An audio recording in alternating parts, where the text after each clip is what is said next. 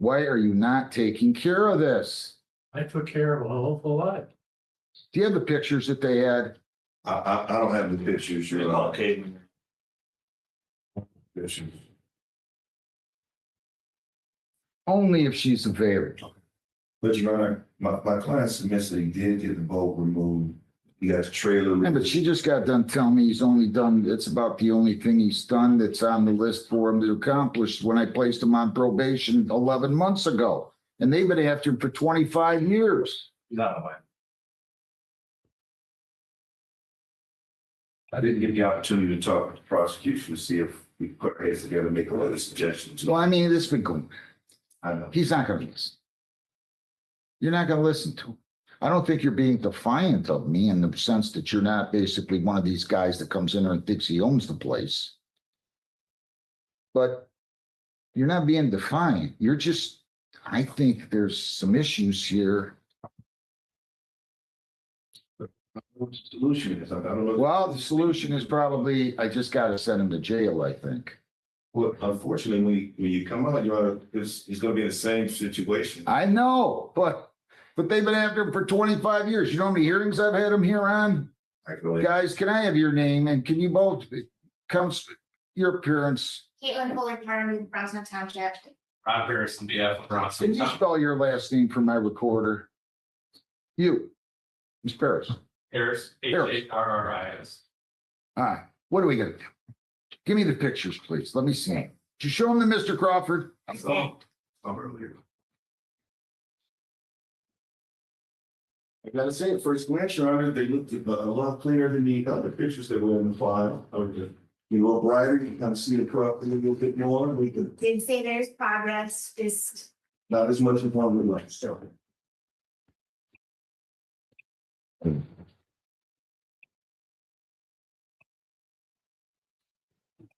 He is making progress, so maybe a little bit, right?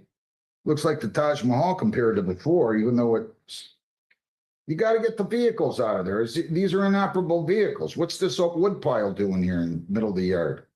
When they stole my wood last fall, I had to buy some more wood. I heat my house with wood. And I didn't want to put it in the backyard because If I give you 2 more weeks, you're gonna have this done? how about Hang on. What do you want me to do? Send him to jail? I don't know, Your Honor. I know that this has been going on. I know. Yeah. Ad nauseum. all I've got left is the bushes. 2 weeks. During the review hearing, I can't believe, I don't know what it is about me. I mean, I really don't. I really should have been fed up a long time ago. I mean, he made me send him to jail. How many times you go to jail on this? Once or twice? Twice, For how many days? 5 apiece. Heather, give me a date in 2 weeks, please, or whenever, 3 weeks before I go anywhere and and it's not on Judge Heston's docket. What are we gonna do? July the 1st? So that, not on her docket, I want it It will on my be- docket. This should be your on my docket will be- docket July 1st for Brownstown. at 8:30. Okay? Can I just make a note about what needs to be done? Yes. Just so that it knows that it's. Yes. important. Absolutely. So looking at the sentence, going by line. First, the 2 vehicles that are parked on the grass, they need to be on impervious, I want you to listen very carefully to him. must be located on concrete or asphalt driveway surface. They also must be roadworthy, so the flat tires on the RV and cars, those are not roadworthy, so they need to be made roadworthy. The garage was taken down, the permit was pulled, however, there's still no inspection, so it's not completed, so we need to contact the township, have them get out there and make sure it's safe. Do you understand that? Yeah, I thought he was the guy I had to have come out and look. Well, you can set it up with him right now. No, I'm not the. Yeah, I know, but can't you help expedite it by? Absolutely. I mean, and also the cement's still there for the garage. The cement has to be removed. So that to get the permit to be passed, Right, the cement has to be. So I'm not a building inspector, right, I know. but when I spoke with him yesterday, he said he would not pass it because the cement is still there. a broken cement. I want to keep the cement there, to park the stuff on. The cement is broken, raised. It's a cement floor from a garage. I made the orders initially. You need to follow them and go back to the probation order where everything was attached. And then you prepared another order on this case, correct? We did, Your Honor. And it's attached to the probation order. Sure, I also gave Mr. Boyd a copy of the last one. I know, see, you gotta follow that. You gotta read that. Get your son to help you. Get somebody to help you. But if they don't pass it, it's no go. What's wrong with keeping the cement? You talk to them about it. I ordered you what to do and I expect you to do it. 3 more weeks, that's it. I can't extend probation anymore under 771. You're coming to the end of the year. Just to be clear, Your Honor, 2 motor vehicles off of the grass on concrete. Correct. Asphalt and roadworthy, and get the building, passing grade from the building inspector. Exactly. The garage. It's all working. That it's more that's coming. There is, yeah, so there's still junk, trash, rubbish, garbage throughout the property. It's pretty clear. You gotta get rid of all that I am. within 3 weeks. Go ahead. There's no trailer storage, so there's multiple vehicles that are being used as outdoor storage. That can't happen in the township. As Mr. Harris stated, the cement needs to be removed from the garage demo because it's all busted up, so it can't be used as like a pad for parking. The grass and noxious weeds need to be taken care of. There's an ordinance where it's what, 6 inches? It's 8 inches, but I mean, there's weeds there that are taller than me, especially at the side of the house. You gotta get rid of them. Yes, sir. That's about it. Home's gone. Get rid of it, please. Right over that cement. No. I have to have them to park the vehicles on. They order me to park the vehicles on cement. That cement is fine for parking the vehicles on. Well, you haven't, he's not the building official. I know. He's gonna help you get in contact with the building official before you leave here. Yeah. You could explain that to him, and he's gonna come in here and talk to me in 3 weeks.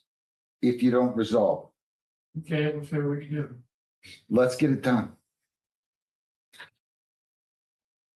Can't believe I'm not sending you to jail, Mr. Boyd. Thank you, Your Honor. Your Honor, I appreciate your benevolence. Good luck.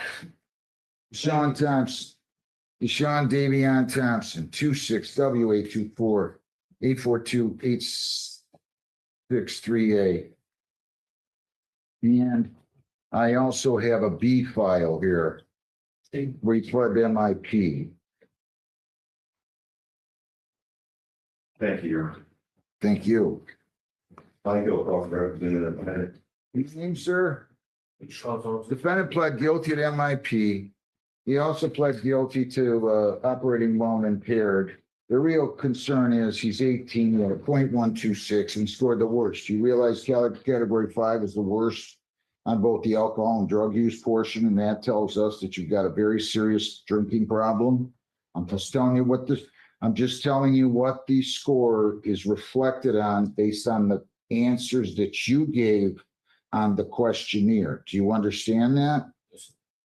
All right, counsel, do you have a chance to review the report with them? And are there any material additions, corrections, or deletions? I have had the opportunity to review the report with my clients, Your Honor. There are no material additions or deletions that we're asking. My client believes that he can comply and will comply with these recommendations. We would just ask that the board adopt them, and we discuss our requested payment of them. Aren't you working? He's got 2 jobs, Your Honor. He works at Arby's part-time. I saw that. And he also was working with a moving company. Well, it didn't reflect that in the employment status. It's got him working 10 hours a week, earning $14.25 an hour. That's not enough to put gas in your car. Well, again, he's also working at the moving company, Your Honor, so. How many hours you working there? It's not really up to me. It's I didn't ask you that. How many hours you working there? Can't give you an exact time, it's like different hours, people. On average per week.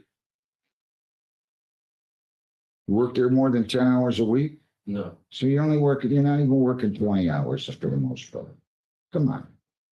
Come on, you're 18, you're a big, strong kid, good-looking kid. Is anybody with you here today? Yeah. Is that your mom? Am I right or wrong, Mom? You live with your parents. How old are your parents? 31, 38. They don't know you're living anymore. You're out of high school. How much rent you paying? They don't know you're living anymore. I'm serious. I don't get this stuff going on up there anymore. Jeez. Aren't you bored? What are you doing? There's 168 hours a week. Tell me what you're doing the other 148, and I'm going to assume that you're working 10 for the moving company. What are you doing the other 148 hours a week? Experience on myself. You're saying I can't hear you. I don't know most time. I think it's great that you're in the gym, but you're not going pro with anything, you think, right? Well, then come on. I'm not trying to embarrass you. There's nobody in here, but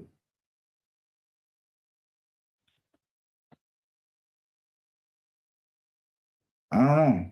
I just don't understand it anymore. I mean, why do your parents owe you a living? I don't think they do.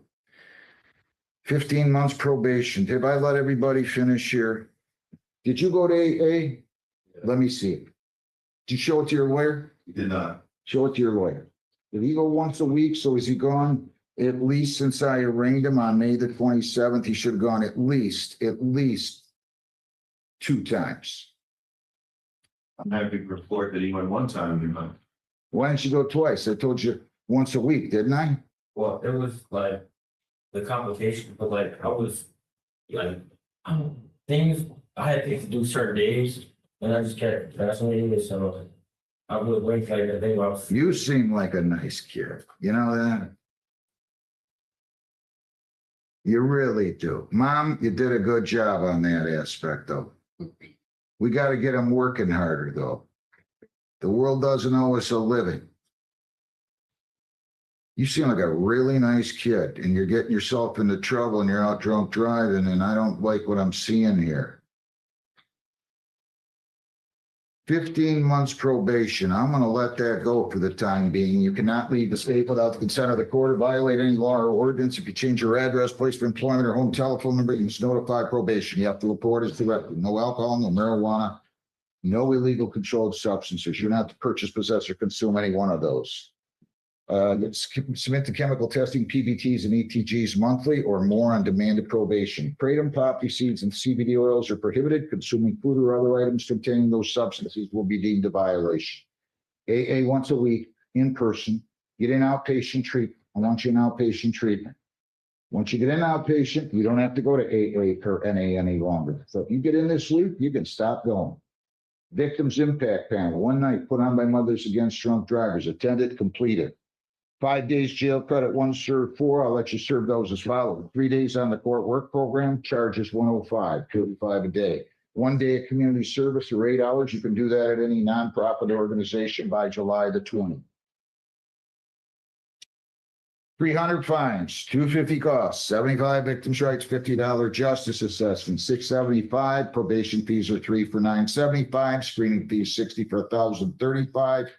You have a cost of recovery of 150 for 1185 plus your court work program fees. Your total here amounts to 1290. If you violate, your probation could be revoked. You could be incarcerated for 93 days. You have 21 days to appeal, 14 days to apply for a court-appointed lawyer for purposes of appeal. You may be eligible for early discharge. You get everything done in 7.5 months. You can come in here and fill out a motion to set us for early discharge. You're entitled to it by statute. You need to get more work. $50 a week. We'll start this beginning July the 6th. If you need more time, you call the court. We'll go on Zoom. I'll give you an extension. Otherwise, I expect you to pay that. On the MIP charge, You're gonna pay, I'm gonna assess fines and costs. I'll cut them down a little bit, have you pay those in the amount of 150. I'll let you pay those by August the 1st, okay? That'll give you some time to get some new employment. Listen, you're a nice kid. You gotta act like it. Be responsible. Okay? I'm serious. We all make mistakes. Don't beat yourself up. Let's get going here. Time's a ticking. Thing goes so quick, you're not gonna believe it. Remember in 2000, let's see, you're 18. This is 2026. By 2080, you'll be saying, I remember that judge. He's been dead for 45 years. But boy, he was right. A lot of time does go fast. See you later. Go meet with probation. Good luck. Hurtado, Evan Samuel Hurtado, 26W8412548. Michael. Thanks for coming, man. Thank you, have a good day. Drew, Michael. who's gonna meet with probation? All right, I've never talked about. I'm going to read in here Madeline. He pled guilty on May 27th, counsel, to one violation. He had no priors, so he's got one technical now. And that violation he pled to was having possession of a controlled substance. A failure to attend the 12-step meetings twice a week. So I adjourned it for some reason, which I hope the probation officer will remind me of. Your Honor, if I could, you had some doubts about whether my client was remaining clean. So you would order that he test immediately that day. And he did test that day. He came back negative. He's tested 2 times since. And they both Good deal. hoping the court would take that into Of consideration. course I will. Is that true? This, Who's this with you? my father, Well, thank him for coming. Did you thank him? yes, Did you? You did? Mr. Before you came up on the way here or yesterday? When you knew he was coming with you? Yesterday. All right, Madeline, how you doing? I'm very good. What are we gonna do with this young man? Your name? Madeline Raffles probation. What are we gonna do with him? Is he all right? You're gonna have some difficulty. Jeez, they just got done telling me he tested the next day and he tested a couple more times and he's tested negative. So he has tested negative. The one test was positive and was confirmed positive. That's first time the violation. Okay, because I entered a not guilty plea as to count 1. So he was not telling me the truth. He was positive for marijuana on the test of May the 4th is what you're telling me. The May the 4th, correct. It was confirmed positive from the lab. It was, Marijuana, yes, okay. 40 times the cutoff level. 40 times. He forgot that. He forgot he used. Well, we discussed it at the time, Your Honor. He had done a little bit of personal research, and it was his belief that perhaps it was shadow. He was having a THC flashback because his prior use was so high. That was his explanation. I love that stuff. You know, good technical like that. Huh? So the issue with that, though, is that his test prior to that on April 13th was negative for everything. Right. So it was not off levels. It wasn't, it was new use. It wasn't some kind of residual from weeks before, like some people like to tell us, right? Correct, because the test prior was completely negative for everything. So you were using. That's what the court concluded in our last hearing. Thank you. Well, then I was right then and I'm right now, not wrong then and right now. So what else? Is he doing everything else? We've had a little bit of other difficulty. Uh-oh, So, good thing you brought Dad. He can go back and get you some clean underwear. What's he been doing? so as to count 2, he was ordered at the instructional to attend 2 in-person 12-step meetings per week. The whole time he was actually attending via Zoom. So he was not attending in person as he was ordered. You ever been to jail before? You want to go today? Why aren't you listening to me? Why aren't you listening to me? Why are you not complying with court orders? To explain about like the online, like as soon as when I first got sentenced, I got a message from someone about AA and outpatient, and I just assumed maybe someone from the court was true. But after the second email with Madeline, I declared that we have to do it in person. I told you in person on April 1, it says it here. Well, again, Your Honor, my client is young and out here on the internet, there's a lot of bit of communications going on. I know. He got, They're all figuring out how they can, how do I say this? How they can deceive courts, right? So they got all this stuff on the internet. Tell them this, tell them that. Don't do this, do that, do that. They won't find out. Go ahead. What else? We've also been having a time regarding treatment, so that's not a violation yet, because it was something we were working on. I believe as of today, hopefully it's resolved. He was required to do SUD treatment. He was sending me documentation of mental health treatment quite a few times. I had to let him know that's denied. He needs substance use treatment, but he did say this morning he's in intake scheduled, so hopefully that is resolved and he gets into SUD treatment. it is scheduled for tomorrow, inform you, sir. Where? It's, I had a document that it's in Royal Oak, something, but that's already gone. Why are you going out there? You live in Brownstone, right? That was the only one that was available. I kept calling and like where I can go in person or in post, and there was nothing that was available. How old are you? 20, Your Honor. You graduated, right? Where'd you graduate from? Wait for life on high school. Yeah. University of Detroit, Jesuit. You went to U of D Jesuit? And you're getting in trouble like this? Did you go to college? Yes, I'm still Where? Western Government University. Western what? Western Government University. It's online. Why you wasted your time with that? Give me I'm serious. God, this online stuff. Let me see the screening report. You went to U of D Jesuit. I bet that cost your old man and mom some money, huh? What'd that cost? Do you have any idea? What'd that cost, Dad? Can I ask you? Do you mind? Wait a minute. Pardon? Wait a minute. Yeah. The record, Your Honor. Now you got an MDOP last year. You were attending Schoolcraft when I sentenced you. Come on. How'd you do in school, high school? Average. Well, what is average? Average Average is about a 3.1 now, if you ask me. 2.8 to 9. You didn't study very hard. You still got a chance to turn things around. You're still young, but boy, if they put all that money into you at U of D Jesuit, right? Seems like a nice kid, sir. We just got to get him working harder. I'm going to just go ahead and do this. I'm going to go ahead and order 1 day on the court work program. You're to pay $35 for that. You're to pay additional cost of $60. I'm going to go light on you right here, sweetie. I'm going to go light on you here, but I'm telling you, I hope this conversation is going to straighten you out because I'm not going to be very patient with you. Do we understand one another? Yes, ma'am. You're going to pay the $60 now, can you? Yes. And he can also meet with you to set up the court work. But I'm telling you, I don't like what you're doing here. I'm telling you, Mr. Hurtado. Judge, do you Yeah. want to pay just the 60 today, or are we charging the 35 for the court work Thank you. program, or is that something See, that's else? why I surround myself with people like you.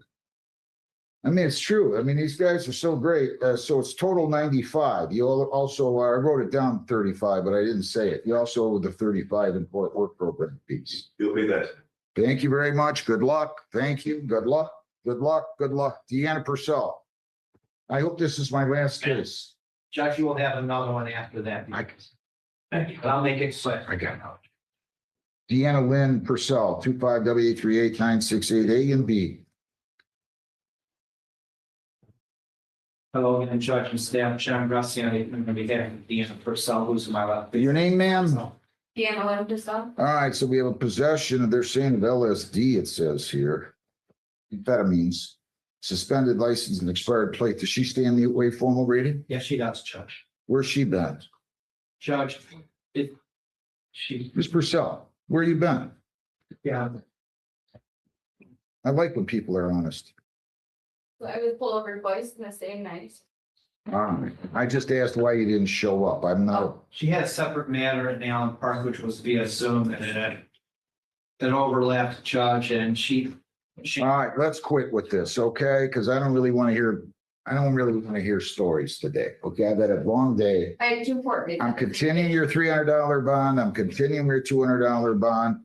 No alcohol, no marijuana, no illegal controlled substances. That is a condition of your bond. You cannot leave the state, cannot violate a law. You must appear in court as directed. Again, no alcohol, no marijuana, no illegal drugs. You fill out a petition for a court-appointed lawyer. Where did you go to Trenton High School or someplace else? Did you graduate? Yeah. Good. Pre-trial date will be when, Heather? This will be June 24th at 9:15. June 24th at 9:50, okay?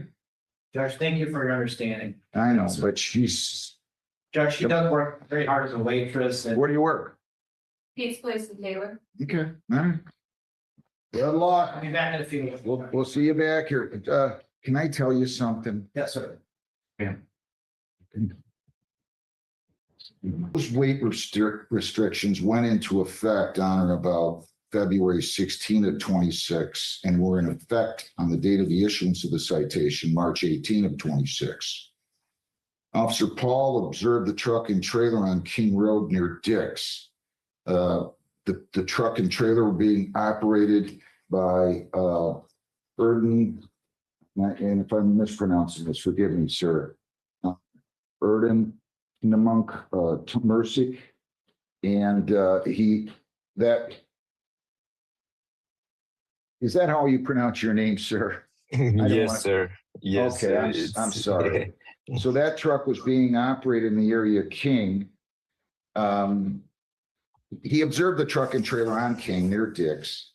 And that area of King, being between I-75 and Huron River Drive in Brownstown, is in a frost restricted road with seasonal weight restrictions. All 5 axles were determined to be overweight by Officer Paul, and the actual gross vehicle weight was determined to be 72,650, while the maximum for that time, according to Officer Paul, was 43,810 pounds. Citing MCL 247-669, that's known as the McNitt Act, the township argues that roads located within Brownstown, like King Road, are county roads, and that the Wayne County Roads Division has jurisdiction over their maintenance, including the posting of signs. Plaintiff further argues that defendants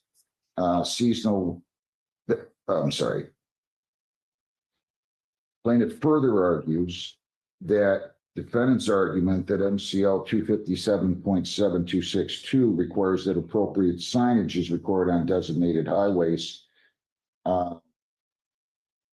and streets, in this case, involving seasonal frost law restrictions, is without merit. The township argues that King Road is a non-designated road and does not require individual posting of signs.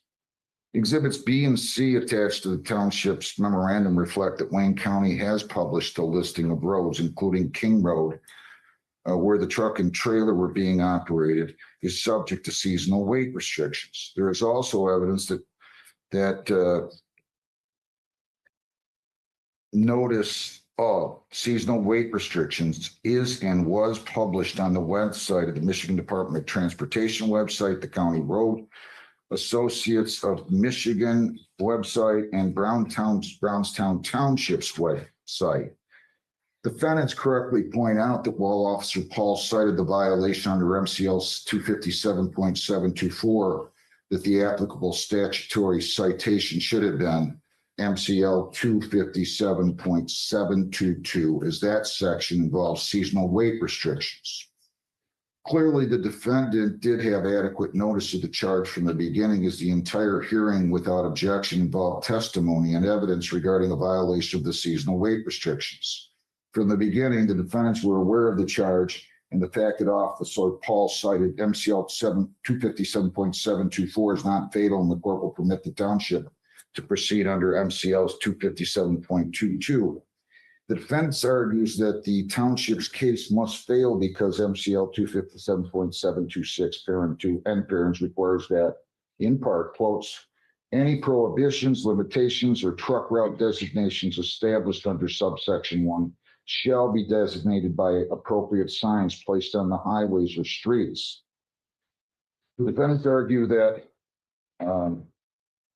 appropriate signage advising truckers of the seasonal weight restriction should have been placed at appropriate locations to advise truckers of the seasonal weight restrictions. Defendant further argues that there was a signpost flipped. Maybe I misunderstood, but there was a sign flipped over on April 8, 26. That was the photo that you took, Mr. Knight, when you showed us. I believe you're correct at the pre-formal hearing on the northwest corner of Telegraph and Sibley. When sometimes I'm getting so old I can't even read my own writing. That's terrible. But at any rate, I think what the defense is arguing here is that's evidence that the county knew they should have posted signage, whereas the prosecution argues, or the plaintiff argues, I should say, that was simply done as a courtesy, and they need not have been doing that at all. So we have this conflict. Was signage required or was it not?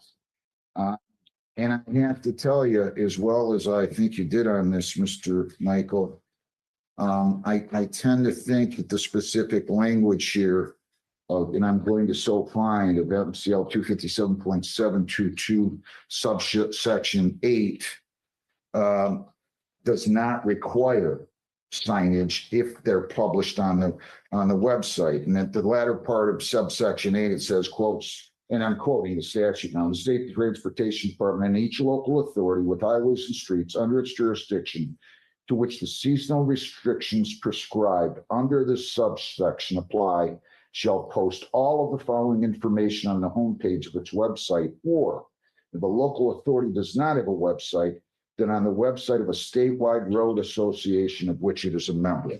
A, the dates when the seasonal restrictions are in effect.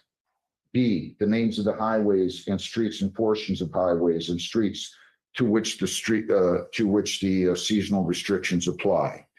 So again, I cited already, and the reason I think that if there was an intention by the legislature that they also post signage in the appropriate location in light of that language, that they would have done so, that they would have enacted another section of this that is essentially said, not only are they posted on all these websites, they're also to post it in the appropriate locations. And here, since it's stated, the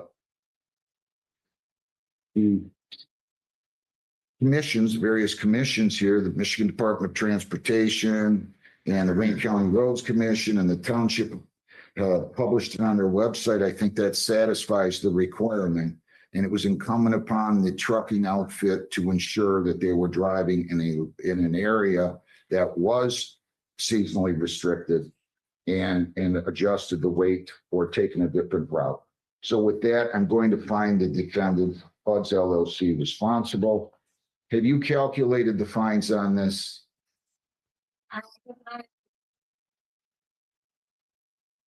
$4,207.50 plus court costs, which I believe are $140. Let me talk to you two in chambers real quick, okay? Let's go back there, go off the record. You can come back off.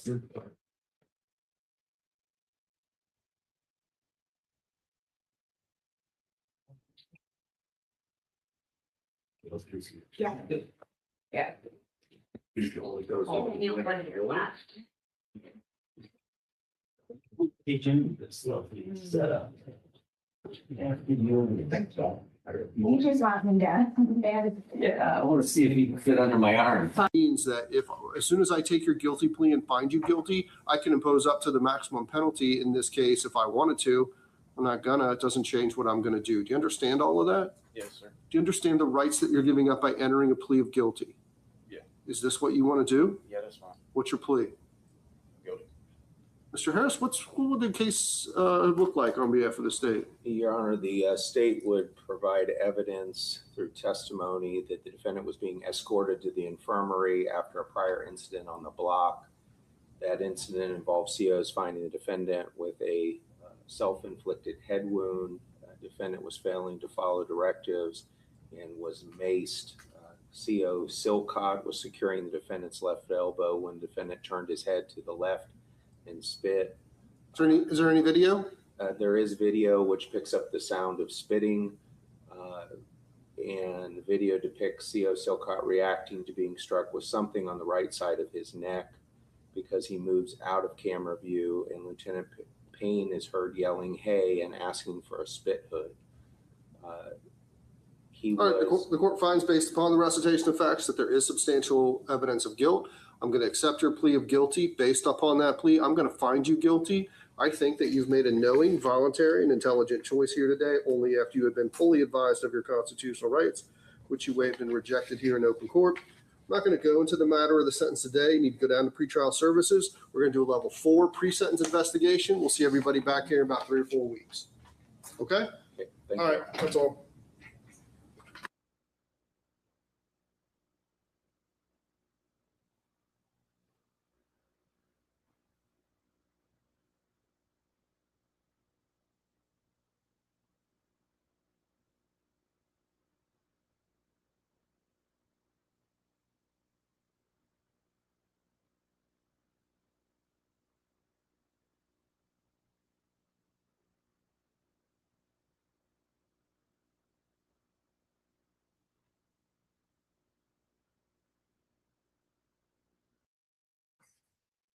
Two six BO 2516.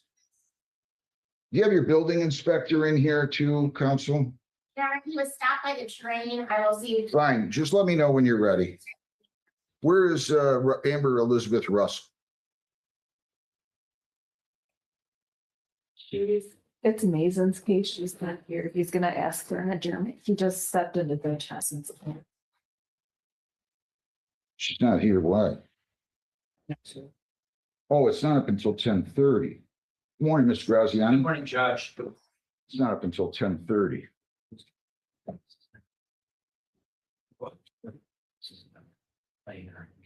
Yeah, but he wanted to ask me for an adjournment. That's why he brought it in. And this one I haven't done. Oh, Okay, I just do texted. we have anything else ready?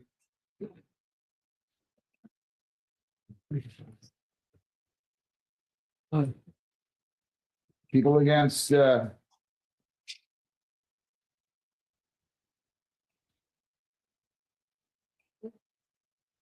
Luciana?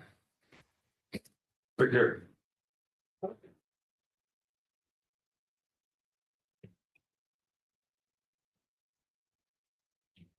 John or Stephen Lucina, 267-842-921A and B.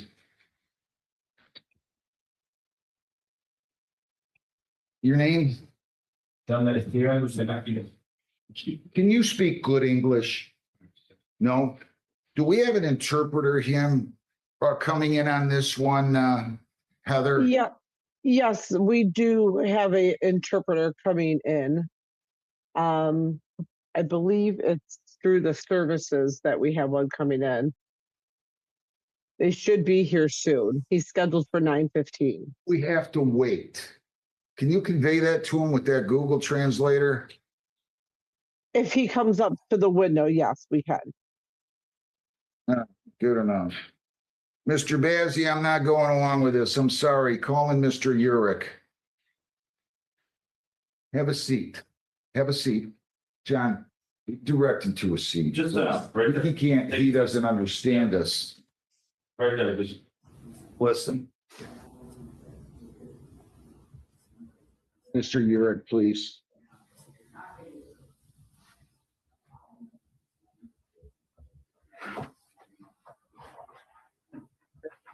Can you come on in here, Mr. Urich? You're on.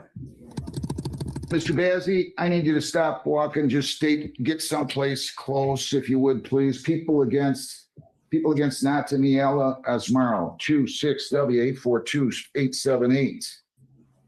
Your name, Mr. Bazzi? Good morning, Your Honor. Hassan Bazzi, P78448 on behalf of Ms. Asmaro. Judge, I had a chance to talk to the prosecutor. If you're not going to willing to go with it, I believe they're going to reduce it down to impeding traffic. I do have authority to accept that Come on responsibility. in here, Mr. Urich. Your name? William, you're gonna. All right, listen. Fashion guy, whatever. I don't feel comfortable. I know this is the prosecutor.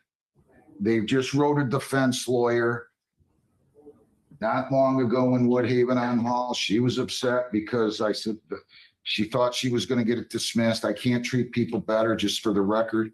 I got a ticket 8 months ago, and I didn't ask anybody to dismiss it. I just don't feel comfortable. I like this young lady.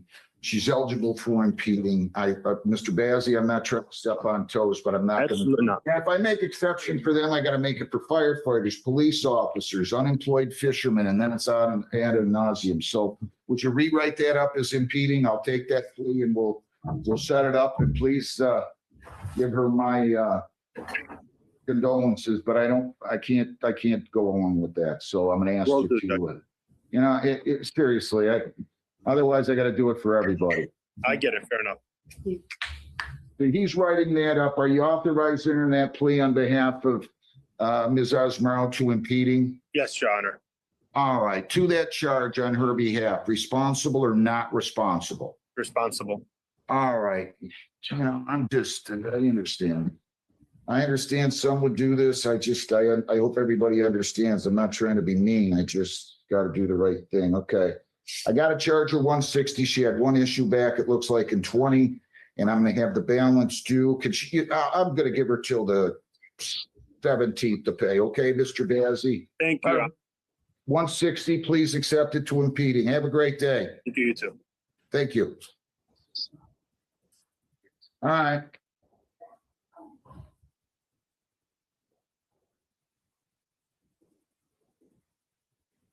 Kevin Prince. I don't have the file though. I need the file.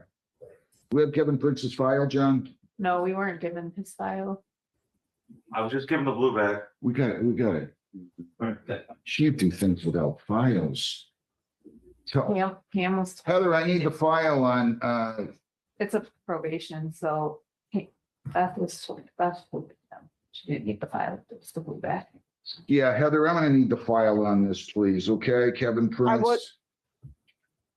It's 25B 726-159. He's in my sobriety court. I'll start the arraignment without. Sir, your name. All right, so I saw you this morning. I said I couldn't really talk to you about it because we had a status review, and I went ahead and said we'd handle this when I came in. What I have is that on June 7th, that you're positive for alcohol on your interlock device as follows. June 7th, 10:26. I'm sorry, Mr. Graziani. I did tell them to set him up with a lawyer. Your appearance? Okay, John Graziani, bring on behalf of Kevin. So you haven't been arraigned yet, but I'm going to go ahead and indicate for the record that they think that you were positive for alcohol on your interlock device on June the 7th at 10:26 a.m., 0.058, 10:27 a.m., 0.049, 10:28 a.m., 0.042, 10:29 a.m., 0.045, 1:15 p.m. on that date, 0.027, 1:16, 0.025, 1:17, 0.026, 1:20, 0.027, 1:21, 0.024. And then the next day, you were, according to them, clean. There was 0.000. So with that, that is the charge. If you plead guilty at any time here, or if you're found guilty, you could get 5 days on this. This would be a first technical violation. Do you understand everything I've said? All right. Did you sign, read, and understand an advice of rights revocation of probation form? Yes, sir. If you plead guilty, you'll be giving up all those rights, and we're not going to have a hearing or a trial. Do you understand that? Yes, sir. All right. Mr. Graziani, how's he going to proceed here? Judge, we waive the formal reading and he will be pleading guilty to the violations. All right, so you want me to enter a not guilty plea for purposes of Yes. arraignment? Okay. So, sir, do you understand what your lawyer has just said? Yes. Call in, Beth, please. If you plead guilty here, you understand the possible penalties. Yes. You understand your rights. Yes. If you plead guilty, you're going to be giving up all those rights, and we're not going to have a hearing or a trial. Do you understand that? Yes, sir. All right. To the charge that you tested positive on the interlock device for alcohol on June the 6th, on those dates and at those times. 10:26 a.m., 0.058, 10:27 a.m., 0.049, 10:28 a.m., 0.042, 10:29 a.m., 0.045, 1:15 p.m., 0.027, 1:16 p.m., 0.025, 1:17 p.m., 0.026, 1:20 p.m., 0.027, 1:21 p.m., 0.024. How do you plead to that? Did you consume alcohol? Yes, sir. What did you consume? Beer of non-alcoholic and then 4 shots of tequila. Non-alcoholic beer and 4 shots of tequila? Yes, sir. Was it on an empty stomach, sir? Yes, sir. Are you on probation or parole? Yes, sir. Yes. On any other report? Oh, no. Anybody force you to plead guilty? Thank you. I'll accept the plea. I find it to be an accurate plea, made voluntarily and understandingly. The plea is accepted. I'm gonna need to wait for Ms. Wilds. There you are. Thank you. He's pled guilty. Your name. Elizabeth Occupation, Your Honor. All right, let me just make a note here, please. Give me 1 second.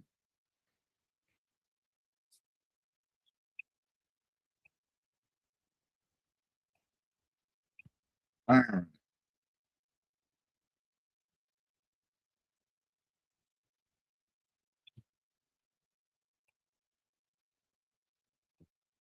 What'd you like to say?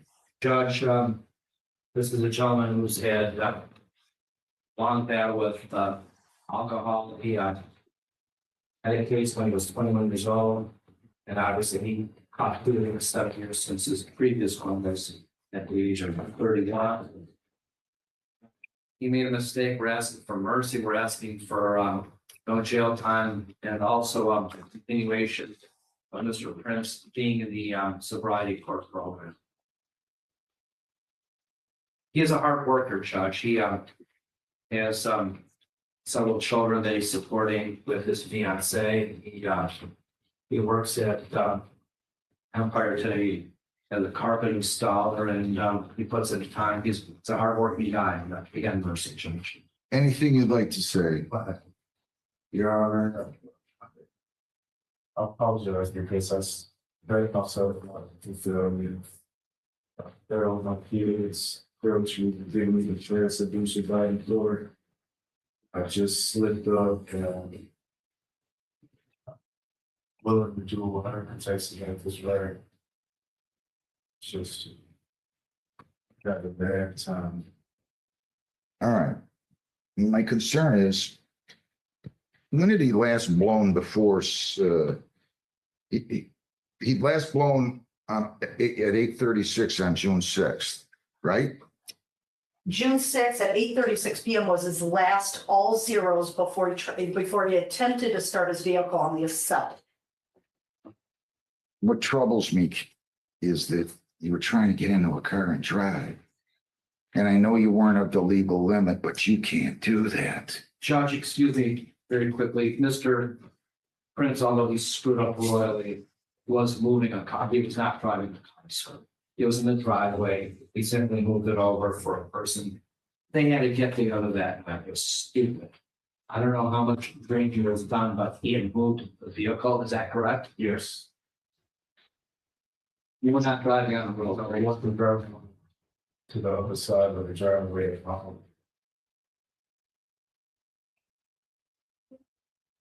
What do you think? It does concern me. He wasn't able to move the car. He couldn't, he could not move the car. His car wouldn't start. He actually, and that was at, he had to wait. So he attempted to blow into the device at 10:30 in the morning roughly. And then actually spent about, I'm gonna say 3 hours. And then was able to move the car because he was gonna be under the limit come the 1:21 p.m. So it took a while for that alcohol to come out of his system before he was able to even start the car. But during that initial time frame, it was all failed. He was not able to open it, or excuse me, able to start. What would you have again on the breath or blood result at the time of this drunk driving? It was about a 0.42, right, Kevin? At the time of the drunk driving, this when you had a kid in the car. Yes. Wasn't it about 4.42? 461. So you're struggling. I get it. You have to be careful. This can't go on. It troubles me that you were still trying to get into a car. I don't care. And I don't care if you were just moving the car or not. I mean, I get it. That's what you're telling me. But you had a 4.6. You were trying to time it. You started drinking after your last blow at 8:36. I'm not going to send you to jail. So I don't want you to get all nervous on me. You're not going to jail.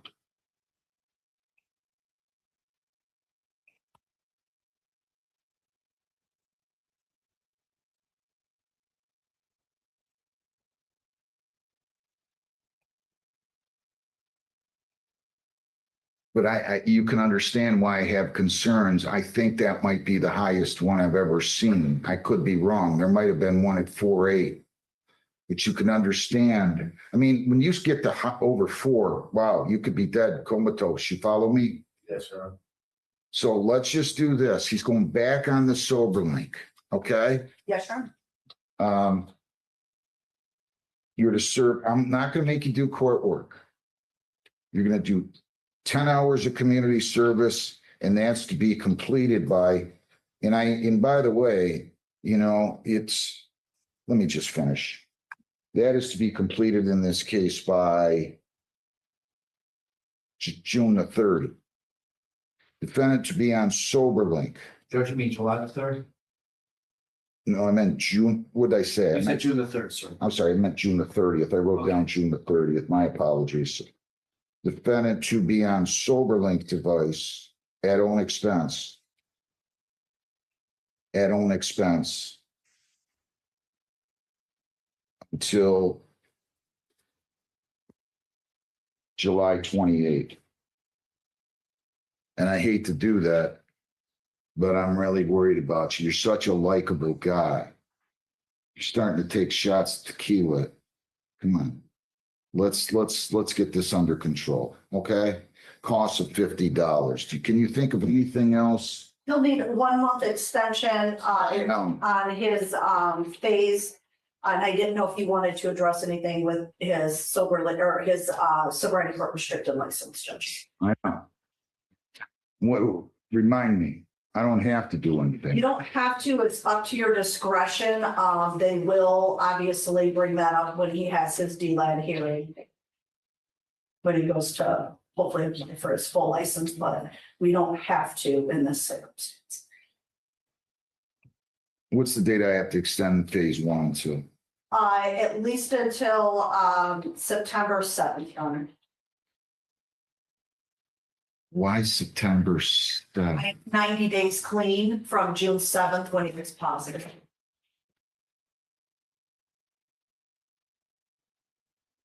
That's a scale requirement. I know, but they're a little harsh with that. I have to do it from today, or can I don't remember. Can I do it? It's positive, so June 7th.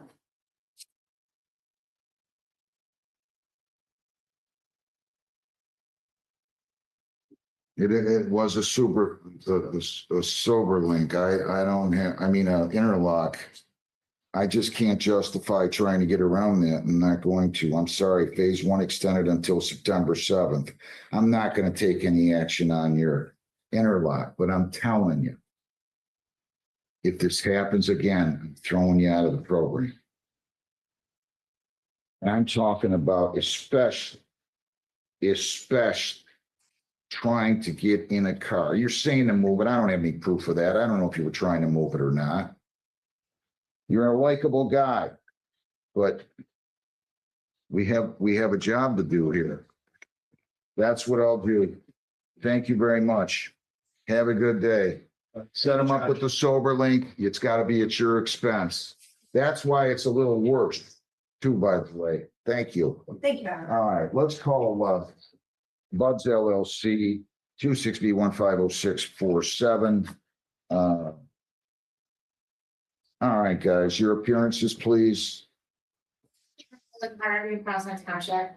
Edward Knight, yeah, Buds LLC. Mr. Turbish, do you want to say anything? Your name, sir? Yeah, this is Diamond Dervish. Yeah, I don't have anything to say at this All moment. right, so I'll just make a note. I found you responsible as charged. I talked to you guys in chambers, said you can either, whatever you want to do. If you want to appeal it, no problem. I'll enter the judgment. Or I invited you guys to talk. She said she usually does it. It's 70%. She's willing to do it now. And now I have a stip form here that I just saw, wherever it is. It says that your client's going to plead responsible to overweight with agreed upon fines and costs of $3,000, correct? That's correct. Do you want to do it or do you want him to do it? I'll do it. Okay, and you're authorized to enter into this plea on his behalf? I am authorized. On behalf of the company, I should say. Plea on behalf of Bud All right, to that charge of overweight, responsible or not responsible on their behalf? Responsible. Plea is accepted. I'll reduce the fines to $3,000. They were going to be what, about, you said you were going to do 70%, they were going to be 4,100 and some, is that it? Okay, so reduced, how long do they need? Can they pay it in a month? 30 days, please. Absolutely. July the 10th, okay, sir, you have to pay by July the 10th, $3,000, okay? Okay, will do. Have a great day. Good luck to you. Thank you very much. Thank you. Thank you. Thank you for that, Mr. Nykel. Thanks, Ms. Lady Carter. I've got to take Mr. Boyd. Do we have a lawyer for Mr. Boyd that he's talked to yet? Yes, Where is he? Who is it? gentleman in the back. Was it Mr. Gaith? Mr. Gaith, can you hear me? Yes, Oh, Judge. hang on. I'm here for Ms. Russell, Judge, on the retained case. Yeah, I got him.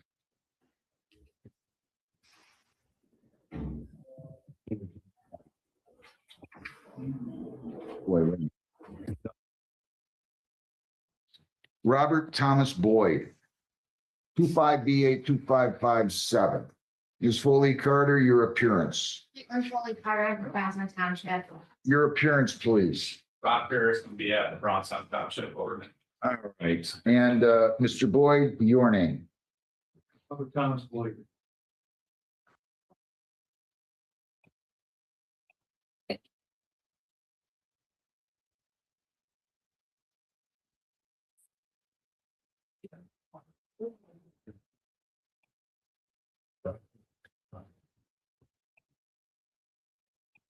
All right. Mr. Crawford, your appearance, please. Morning, Your Honor. I'm Bill Crawford, actually. Federal. All right. What are we going to do here? Tell me you got good news for me, please. Tell me you got good news for me, please. You know, like last time we were here, Mr. Boyd was ordered to complete the sentencing order in its entirety. He has made some progress. Unfortunately, if we were to go line by line on that sentencing order, he is not compliant with all but the winter storage of the pumps because we're in June. But otherwise, we're not there yet. We do have updated photos. I don't know if this court wanted to see them. I do, but Mr. Boyd, I want to ask you a question first. Okay. You don't have to do this. We've been going round and round on this since June of 25.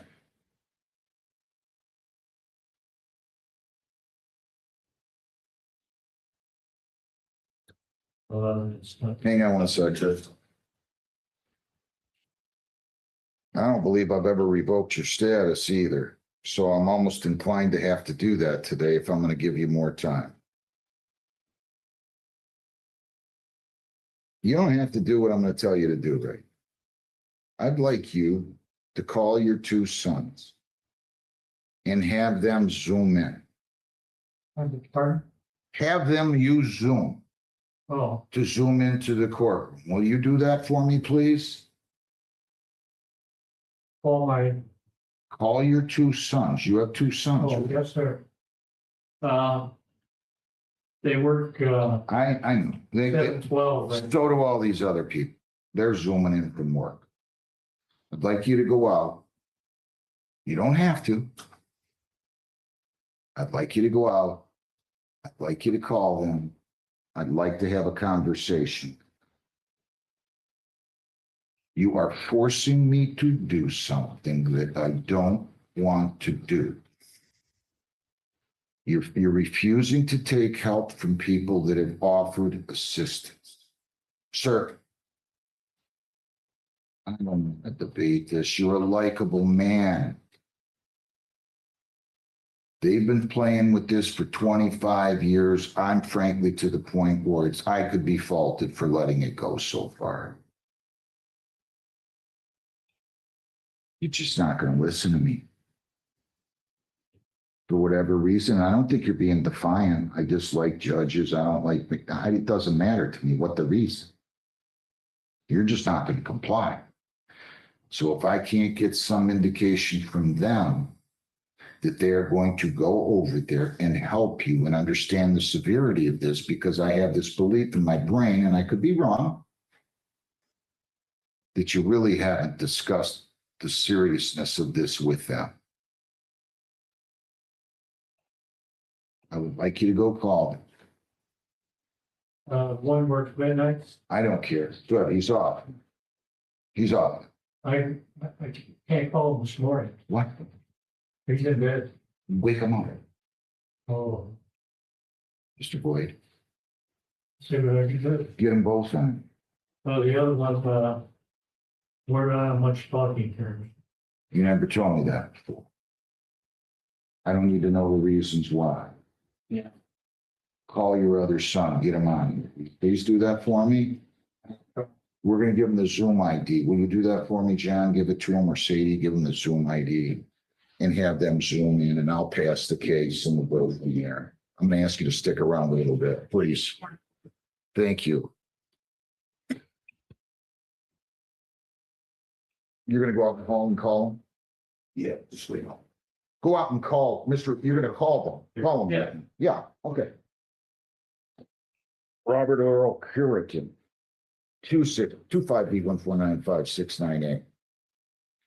How you doing, Mr. Curitin?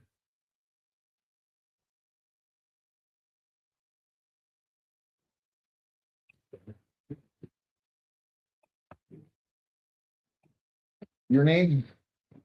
Okay. You're charged with a violation of probation. Today's the date scheduled for hearing. You had no prior technical violations. I placed you on probation on March the 19th and 26th. The charge, this is a trespass that was taken under section 771.1, and I have 3 violations. Failure to attend the court work program on May 16 and 26. Do you understand that charge? Count 2 says that you failed to pay your fines and costs as ordered. Violence owing 670. Do you understand the charge? Count 3, you failed to provide proof of completing 16 hours of community service by May 15 of 26.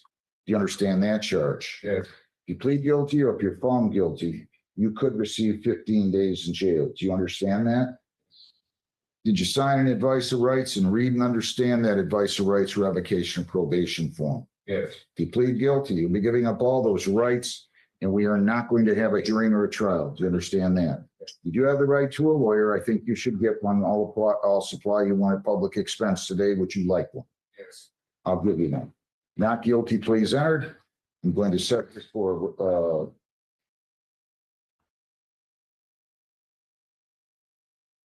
I'm going to let you go out and talk to a lawyer. Who's this going to be? I'll give it to Gracian. Okay. And then you'll go meet with Mr. Graziani and you'll come back in front of it, okay? Okay. Good luck to you. Thank you. Have a great day. We'll see you back here in a few minutes. I need his file, and never only interpreted gets you around. You've seen it if you would. Amber Elizabeth Russell. 6B02516. Is she ready on that? Good morning, Judge. Mazen Gates appearing on behalf of Ms. Russell. This isn't scheduled for 10:30 until 10:30. Judge, I was just retained on this case on Saturday. Oh, you retained? Did you yes, file an appearance? Yes, I you did this morning. I was going to ask for a short adjournment, Judge, just so I can get my bearings on this and hopefully make more informed. No problem. Please. She's so you're going to let her know, though, right? Yes, Judge. All right, good enough. I'll just make a note that you were just retained. And request to adjourn granted. You got a date for me, Heather, in a week or so? Is that enough time? I was gonna ask for July 8th, Judge, possible. I'm not. You're here. not here. Oh, okay. I don't gonna go that far. I mean, why are we doing it that far out? Are you here on the 25th, Mazen? I'm not, but I can be. I don't wanna, is that the next time you're here? Is July 8th? Yes, because I'm here on the 24th, but I've got a conflict, so that day I need to swap out with somebody else. So yeah, the next date, Judge, I would be here is the 8th. All right. I can't do the 8th. I can do the 25th, Judge. That's not a problem.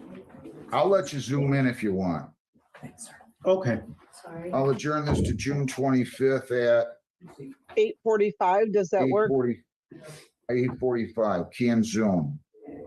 I'd rather she be here in person if you can make that work though, okay? Absolutely, Judge. Thank you. Thank you. Will do. Thanks. Jacob William McEntee, 26 W841716.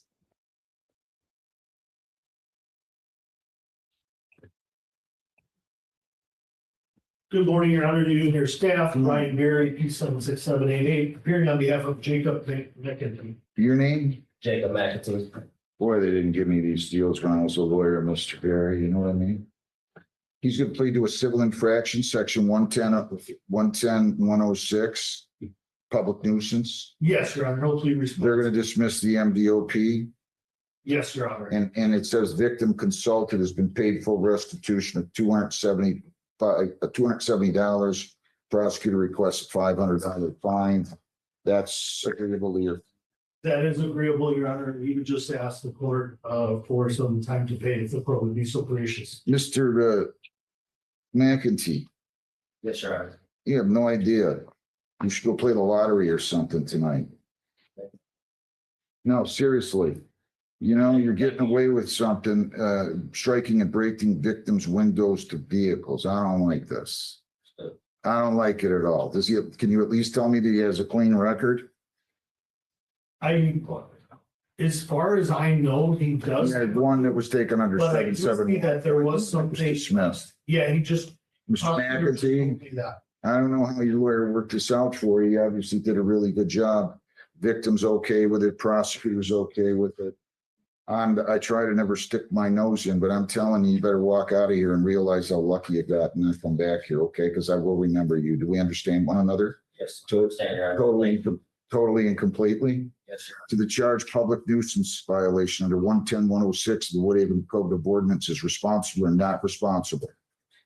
MDOP is dismissed. Please accept it. $500. Don't come see me again, Mr. McEntee. Thank you, Your Honor. Have a good day. Thank you, Mr. Berry. Good day. Thank you. Was there Oh, I'm sorry. Well, how much time does he need? Come on back up here. approximately 30 days, Judge? Can you pay by then? Yeah, 100%. We're gonna make it July the 10th then, okay? Thank you. If you need more time, you call the corporal, go on Zoom, or you come in your honor before the due date and I'll give you an extension, all right? Thank you. Thanks. Have a good day. Thank you. All right, what else do I have? I have Mr. Boyd. People against, Nicole Eckert. Nicole Renee Eckert, 26W842444. Where is Mr. Zelnick? He's got big shots coming in. They handle the informal. Good morning, Your Honor. Todd Lanza appearing on behalf of Nicole Eckert. I am standing in for the attorney of record, Ed Zelnick, Your Honor. And for the record, Your Honor, I was here to cover the fountain sentencing as well. I was told that that was adjourned. I believe. Well, he asked for an adjournment. I signed that. You know, he said he was going to try and get it adjourned, and he texted me back and said, you know, to cover that as well. So. And I spoke with the office this morning and let them know that it was adjourned. Okay, no problem. So that's all right. So you're going to plead. Let's talk about this one first. Yes, we're going to set it. He filed a motion to set aside the default. I said I'd set it for a motion hearing and an informal hearing, or pre-formal hearing, I should say. And you're here. They didn't write down to set aside the default, but by implication, they're indicating they will. Default judgment set aside. And they worked this out where you're going to plead on behalf of the client or the client's going to plead to impeding with the distracted to be dismissed. True? That is correct. Your Honor. And to that charge on behalf of the client, responsible or not responsible? Responsible. Your Honor. Okay, I'm gonna accept the plea. Let me see how much bond was posted on this. I think it was there a bond posted on this, Heather? I believe there was, wasn't there? Let me take a look here, Judge. We always require that. I don't know. I'm not seeing one on here. We got how that got by us, but at any rate, I'll accept the plea 155 and have her pay, if you would, by June the 17th. Okay? Thank you, Your Honor. Do you have anything else? No, Your Honor. Have a great day. Great Good to to see see you. Take Thank care. Thanks. Bye now. Can we have Lucina up here? Josh, John, there's Stephen Lucina. This is file number 26W8429218. Mr. Okay, your name? Good morning, come on and out. How are you? Raise your right hand. You solemnly swear affirm that you will make a true and accurate translation between the court and the defendant. I do it. Sir, tell me your name, please. Buenos días, mi nombre es John de Lucena. My name is John Riverson. You have the right to a lawyer. You're charged with driving while unlicensed. I can give you a lawyer right now if you want one. Would you like a lawyer to represent you? No,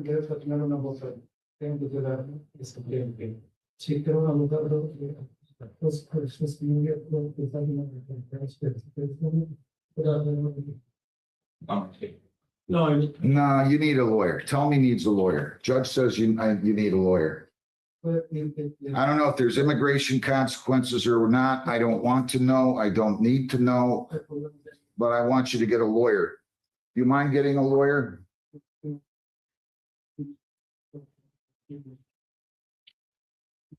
all right. Let's get him a lawyer, John, and we'll go from there. You also have a speeding charge. You can tell him 11 to 15 over. So I don't know who we can get, but have them do it first thing that they can, okay? Okay, we'll set them up with a lawyer right now.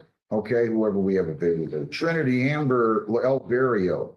She here? 21W827645. Michael Carmen, 273-824 on behalf of the defendant. Your name? Trinity Alberio. So she didn't show up for a review hearing. I gave her, Gotta go. I gave her another chance. And I asked you to show cause as to why the conviction should not enter. The conviction was for assault under HIDA, the failure to appear for a review hearing and a violation of law. And a violation of law. Some kind of a public peace offense out of 23rd District Court. Can you tell me what the status of that was, or does she, how she wishes to proceed here, Mr. Carmen? In other words, I want to be clear. I can overlook your failure to appear for the first review hearing. I don't understand why you didn't appear for the show cause back on April the 20th of 22. And it's a little late for me to set aside the conviction at this point. Anything you want to say? Your Honor, I believe as far as our case went, she thought she was done with the terms of probation. She didn't get any type of indication from her probation officer or from the court that there was anything outstanding. So I think in her mind, she didn't believe she needed to appear any further because she had heard from anyone on probation for quite a while. As far as you said, is there a warrant showing on the Taylor? I might have overlooked that. No, let me just see. What happened is I require them to appear. There's still a warrant out of Taylor. Still a warrant out of Taylor. Well, wait a minute. This is old, April 12 of 22. Can you run the lien on her, Heather? Yes, Judge. There's not an updated one in there? There's an old one, unless there's a new one that I'm not seeing. They should have but- done one this morning. No one, when she walked in, there's not a new one? I can do a new one. It's no problem. The last one that I have in front of me, let me see. Yeah, I don't. Could be wrong, but I'll do one right now, Judge, no problem. good. Yeah, I see her traffic record from June 10th. I don't see the criminal history and lien information. Okay, doing one right now. There was one, like I said, April 12th, 22nd, April 12th, 22. You know, my concern here is we sent her 2 notices and she didn't show up. And then I entered a conviction for in April of 22. She left with no choice, really. And why didn't she show up? I don't understand. But they had written down, defendant had an open warrant issued January 11, 22 out of 23rd for failure to appear for a pre-sentence report on a public place offense. So it had to be a misdemeanor. Yeah, I think there's some confusion on my end and maybe it's my fault but I'll ask Trinity, explain to the court what happened, Taylor. So I just went there recently. My grandpa got a traffic stop and I was in the passenger seat and they asked who was in the car and they ran my name and then I got arrested for the Taylor warrant. This was like a month ago and so I seen the judge that same day and they told me I'm gonna be on probation now, but I also have to come here.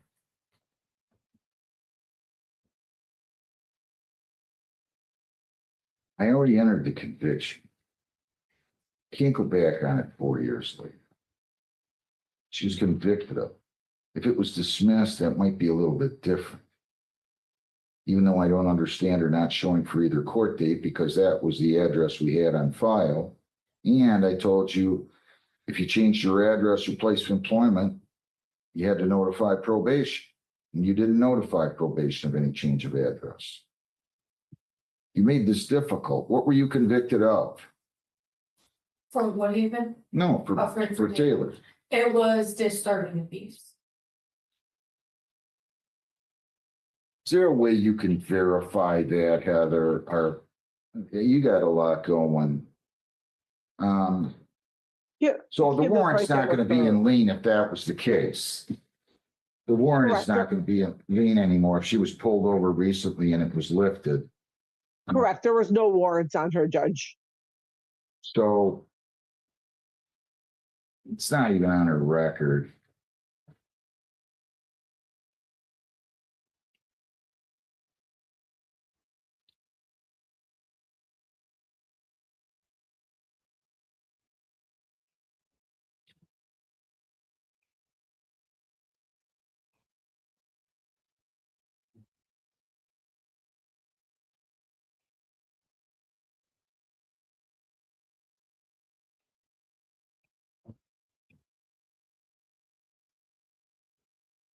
You know what?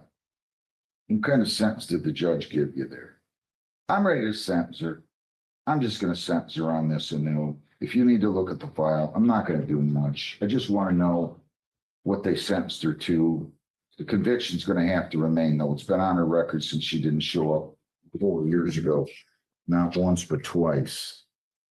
So I'll be glad to just do something here that's fair, and conviction's going to have to enter them. I just wanted to let the court know.